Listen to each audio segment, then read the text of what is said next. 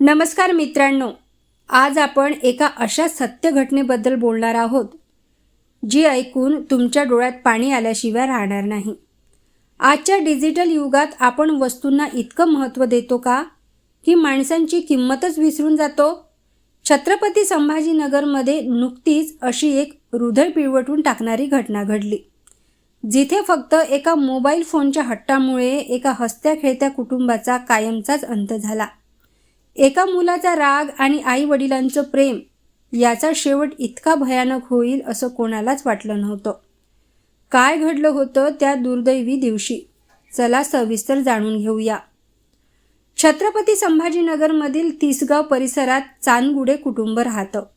48 वर्षाचे मुरलीधर चांदगुडे, त्यांची 42 वर्षाची पत्नी संगीता आणि त्यांचा 19 वर्षाचा मुलगा कुणाल।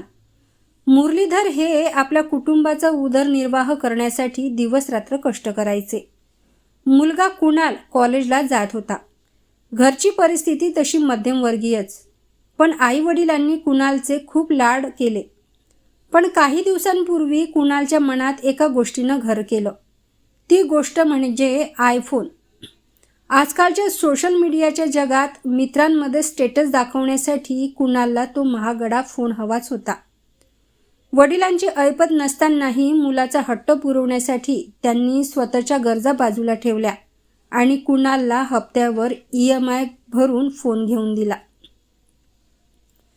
दिवस सरत होते आणि फोनच्या हप्त्याची तारीख जवळ आली। पैशाची चणचण आणि हप्त्यांचे टेन्शन यावरून काल चांदगुडे यांच्या घरात कडाक्याचे भांडण झाले। वडिलांनी कुणालला समजावण्याचा खूप प्रयत्न केला, बाळा पैशाची अडचण आहे, थोडा धीर धर। पण 19 वर्षाच्या कुणालला या वयात त्याची परिस्थिती समजलीच नाही। त्याला वाटलं की त्याचे आई वडील त्याला समजूनच घेत नाही।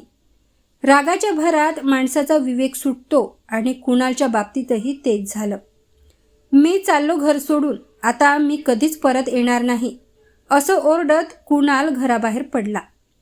आई वडिलांना वाटलं की तो रागाने बाहेर गेलाय, पण तो थेट धावला तिसगाव परिसरातील खवड्या डोंगराच्या दिशेने आत्महत्या करण्यासाठी। कुणाल डोंगराच्या अगदी टोकावर, जिथून खाली फक्त मृत्यू दिसत होता, तिथे जाऊन उभा राहिला। जेव्हा आई वडिलांना कळाले की कुणाल डोंगरावर गेलाय, तेव्हा त्यांच्या पायाखालची जमीनच सरकली। ते धावत पळत डोंगराकडे गेले। स्थानिक सरपंच, पोलीस प्रशासन आणि अग्निशमन दलालाही पाचारण करण्यात आलं। तब्बल 3 तास त्यांची मृत्यूशी झुंज सुरू होती। पोलीस, गावचे सरपंच आणि स्वतःचे आई वडील हात जोडून कुणालला विनवणी करत होते, कुणाल मागे ये राजा, तुला पाहिजे तो फोन देऊ, हप्तेही भरू, फक्त एक पाऊल मागे घे। कुणाल खाली पडला तर त्याला वाचवण्यासाठी प्रशासनाने खाली एक मोठं सुरक्षा जाळ सुद्धा लावलं होतं। पण कुणालचा राग आणि हट्ट इतका टोकाला गेला की त्याला कोणाचंच बोलणं ऐकू आलं नाही आणि शेवटी झालं तेच झालं। नियतीने एक अत्यंत क्रूर डाव खेळला। 3 तासाच्या समजुतीनंतर अचानक कुणालचा पाय घसरला आणि तो दरीच्या बाजूला झुकला। आपल्या पोटच्या गोळ्याला, आपल्या एकुलत्या एक मुलाला डोळ्यांदेखत दरीत कोसळताना पाहून वडील मुरलीधर यांच्यातील बापजागा झाला। त्यांनी मागचा पुढचा कोणताही विचार न करता कुणालला पकडण्यासाठी पुढे झेल घेतली। पण दुर्दैवाने वडिलांचाही पाय घसरला आणि ते सरळ खोल दरीत कोसळले। आपल्या डोळ्यांदेखत काही सेकंदापूर्वी जो नवरा आणि मुलगा समोर उभे होते, ते थेट दरीत गेलेलं पाहून आई संगीता यांचा स्वतःवरील ताबा सुटला। ज्या मुलाला 9 महिने पोटात वाढवलं आणि ज्या पतीसोबत आयुष्य काढलं, त्यांच्याशिवाय जगणं त्या माऊलीला अशक्य वाटलं। त्या भीषण धक्क्यात आईनेही थेट दरीत उडी घेतली। काही सेकंदातच आणि सगळं काही संपलं। स्थानिक प्रशासन आणि लोकांनी जेव्हा दरीत जाऊन पाहिलं, तेव्हा तिघांचेही प्राण गेले होते। फक्त एका आयफोनच्या हट्टामुळे, काही मिनिटांच्या रागामुळे एक हसतं-खेळतं कुटुंब संपलं। मागे उरली ती फक्त रिकामी दरी आणि पोलिसांचा तपास।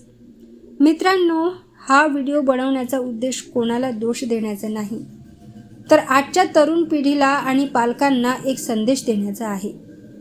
आई-वडिलांपेक्षा आणि स्वतःच्या आयुष्यापेक्षा या जगात कोणतीही वस्तू, कोणताही फोन मोठा असू शकत नाही. क्षणिक रागाच्या भरात एक उचललेलं पाऊल ज्यामुळे जीव जातो, ज्यामुळे जन्माला घालणाऱ्या त्या आपल्याला जीव गमवावा लागेल. चांदगुळे कुटुंबाला भावपूर्ण श्रद्धांजली. तुम्हाला काय वाटतं, या घटनेला नक्की कारणीभूत कोण? कमेंट करून नक्की सांगा आणि हा व्हिडिओ आपल्या मित्रांना आणि मुलांना नक्की शेअर करा. धन्यवाद.